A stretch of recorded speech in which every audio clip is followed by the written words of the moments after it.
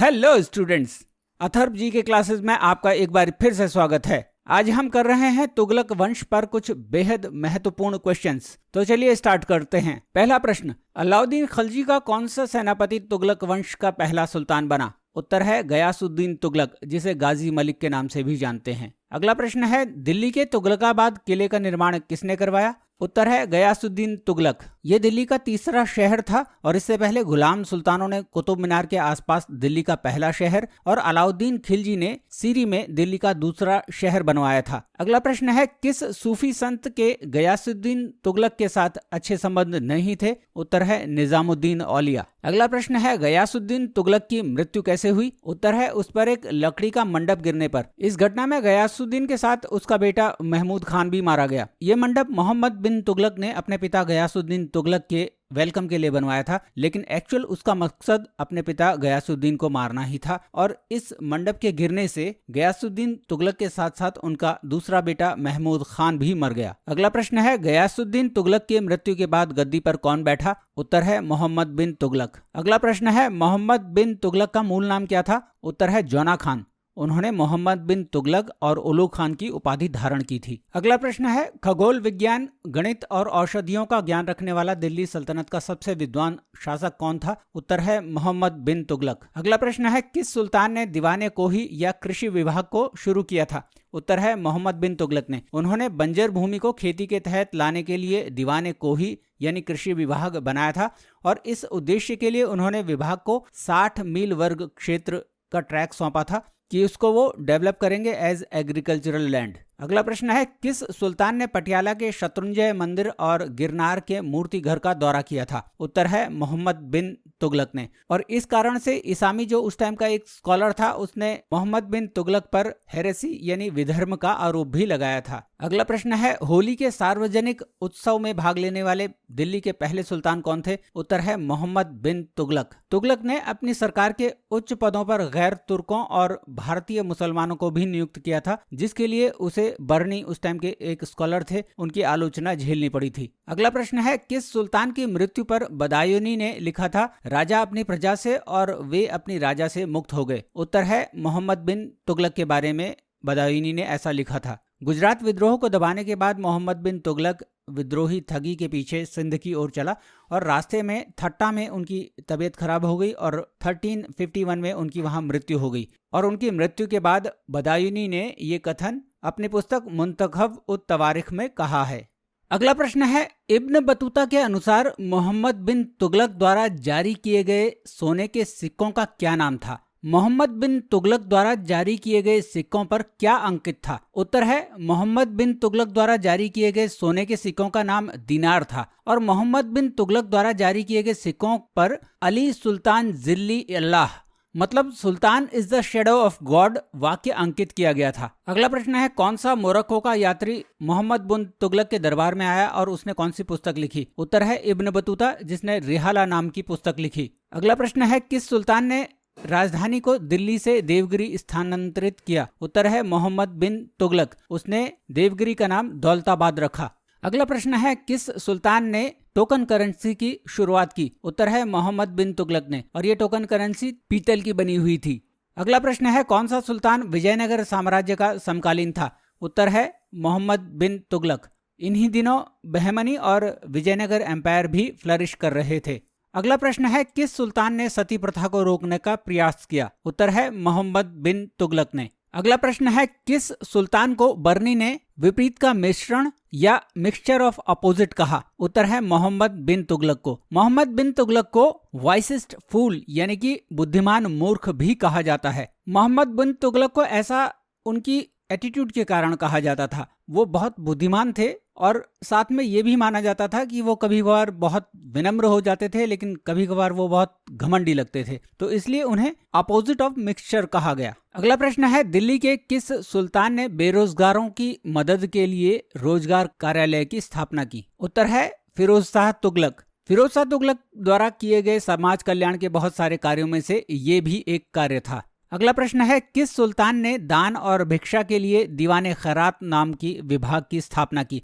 उत्तर है फिरोज शाह तुगलक। वो संतों और धार्मिक लोगों को संपत्ति दान करते थे और उन्होंने इस विभाग की स्थापना गरीब मुसलमानों, अनाथों, महिलाओं और विधवाओं की मदद के लिए की थी। अगला प्रश्न है, किस सुल्तान के दरबार में सबसे अधिक दास थे? उत्तर है फिरोज शाह तुगलक के बारे में। फिरोज शाह तुगलक के काल में दासों की देखभाल के लिए एक अलग सा विभाग दीवाने बंदागण बनाया गया था। अगला प्रश्न है, लोक निर्माण विभाग की स्थापना किस सुल्तान ने करवाई थी? उत्तर है फिरोज शाह तुगलक ने। फिरोज शाह तुगलक ने कई शहरों जैसे हिसार, फिरोजपुर, जौनपुर, फिरोजाबाद और 300 नए शहरों की स्थापना की। उन्होंने मस्जिदों, स्कूलों आदि का भी निर्माण कराया और इसी उद्देश्य के लिए उन्होंने एक लोक निर्माण विभाग या सार्वजनिक कार्य विभाग की स्थापना की। अगला प्रश्न है, भारत में नहरों का सबसे बड़ा जाल किस सुल्तान ने बनाया? उत्तर फिरोज शाह तुगलक। ये माना जाता है कि फिरोज शाह तुगलक ने 5 नई नहरें खोदी। इनका मुख्य उद्देश्य सिंचाई था। इसके अलावा उन्होंने 150 कुएं भी बनवाए जो यात्रियों के काम आते थे।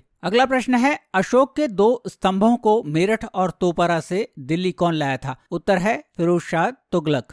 ये बहुत इंपॉर्टेंट क्वेश्चन है और बहुत सारे एग्जाम्स में ये पूछा जाता है। अगला प्रश्न है, ब्राह्मणों पर जजिया लगाने वाला पहला सुल्तान कौन था? उत्तर है फिरोज शाह तुगलक। इससे पहले जजिया ब्राह्मणों पर नहीं लगता था। अगला प्रश्न है, फिरोज शाह तुगलक ने कुरान के अनुसार सख्ती से कर लगाए। उसके काल में लगाए गए प्रमुख करों के नाम क्या हैं? तो पहला है खराज, जो कि भूमि कर था और फिरोज शाह तुगलक के समय में ये 1/10 ऑफ प्रोड्यूस था। दूसरा ज़कात था, जो मुसलमानों से वसूल की गई संपत्ति पर कर था और जो कुछ विशिष्ट धार्मिक उद्देश्यों के लिए खर्च किया जाता था। तीसरा जजिया, जो नॉन मुस्लिम्स पर लगता था और अब ये ब्राह्मणों पर भी लगना शुरू हो गया था। और चौथा खम्स एक्चुअली कर नहीं था, ये लूटी हुई संपत्ति का हिस्सा था। जब भी कोई आक्रमण करते थे और वहां से जो भी धन संपत्ति लूट के लाते थे तो उसमें से सुल्तान को एक हिस्सा दिया जाता था। अलाउद्दीन खिलजी और मोहम्मद तुगलक के समय पर यह 4/5 था और फिरोज शाह तुगलक के समय पर इसका रेट 1/5 कर दिया गया। अगला प्रश्न है, फिरोज शाह तुगलक के राज्याभिषेक के बाद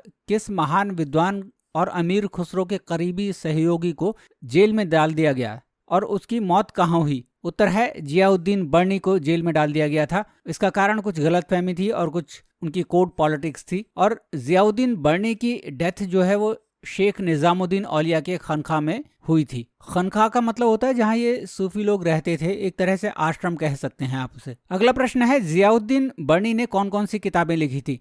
उत्तर है फतवाए जहांदारी। ये किताब हमें सल्तनत काल के पॉलिटिकल फिलॉसफी के बारे में बताती है। और दूसरी किताब थी तारीख ए फिरोज शाही। ये किताब हमें 1259 से 1352 तक की हिस्ट्री बताती है और इसमें 9 सुल्तानों की हिस्ट्री का वर्णन है। ये कहा जाता है कि ये मिन्हाजुस सिराज की ताबकाते नशीरी नामक किताब का एक कंटिन्यूएशन है। अगला प्रश्न है, शम्स सिराज आफिफ द्वारा लिखित कौन सी पुस्तक फिरोज शाह तुगलक पर सबसे प्रमाणिक पुस्तक है? उत्तर है तारीख फिरोज शाही। ये नाम सेम है जो जियाउद्दीन बर्नी ने लिखी थी और शम्स सिराज आफिफ ने लिखी है, लेकिन जियाउद्दीन बर्नी की किताब 9 सुल्तानों के बारे में बताती है और शम्स सिराज आफिफ की किताब केवल फिरोज शाह तुगलक के बारे में बताती है। अगला प्रश्न है, फिरोज शाह तुगलक की आत्मकथा का शीर्षक क्या है? उत्तर है फुतुहात फिरोज शाही। अगला प्रश्न है, फिरोज शाह तुगलक द्वारा नगरकोट की विजय के बाद लगभग 300 संस्कृत पुस्तकों का फारसी में अनुवाद करवाया गया। किस विद्वान ने इन पुस्तकों का फारसी में अनुवाद किया और अनुवादित संस्करण का शीर्षक क्या था? उत्तर है अज़ाउद्दीन खालिद खानी ने इनका फारसी में अनुवाद किया और इसका शीर्षक था दलेल फिरोज शाही। अगला प्रश्न है, फिरोज शाह तुगलक के शासनकाल में किन 2 मंदिरों को लूटा गया? उत्तर है पुरी के प्रसिद्ध जगन्नाथ मंदिर और नगरकोट में ज्वालामुखी मंदिर को फिरोज शाह तुगलक के काल में लूटा गया। अगला प्रश्न है, फिरोज शाह तुगलक द्वारा लगाए गए सिंचाई कर का क्या नाम था? उत्तर है हक शरब। ये उपज का 10वां हिस्सा था। अगला प्रश्न है, राज्य के खजाने से हज तीर्थ यात्रा का आयोजन करने वाला पहला भारतीय शासक कौन था? उत्तर है फिरोज शाह तुगलक। अगला प्रश्न है, फिरोज शाह तुगलक द्वारा स्थापित दारुल शफा क्या था? उत्तर है यह सुल्तान द्वारा अपनी प्रजा के कल्याणकारी उपाय के रूप में खोला गया धर्मार्थ अस्पताल था। अगला प्रश्न है, तैमूर ने किसके शासनकाल में भारत पर आक्रमण किया? उत्तर है नसीरुद्दीन महमूद के काल में। यह आक्रमण 1398 में हुआ था। अगला प्रश्न है, तुगलक वंश का अंतिम सुल्तान कौन था और तुगलक वंश के बाद किस वंश की स्थापना हुई? उत्तर है नसीरुद्दीन महमूद शाह तुगलक वंश का अंतिम शासक था और नसीरुद्दीन महमूद शाह की मृत्यु के बाद खिज्र खान ने सैयद वंश की स्थापना की थी। तो स्टूडेंट्स, ये थे तुगलक वंश पर कुछ बहुत इंपॉर्टेंट क्वेश्चन जो बहुत सारे एग्जाम्स में पूछे भी गए हैं और अब आने वाले एग्जाम्स में भी पूछे जा सकते हैं। होप आपको वीडियो अच्छा लगा हो। अगर आपको वीडियो अच्छा लगा तो इसे लाइक और शेयर ज़रूर कीजिएगा और मेरे चैनल को ज़रूर सब्सक्राइब कीजिएगा और बेल बटन को भी हिट कीजिएगा ताकि आने वाले वीडियोज़ के नोटिफिकेशन आपको टाइमली मिलते रहें। Thank you very much for watching the video.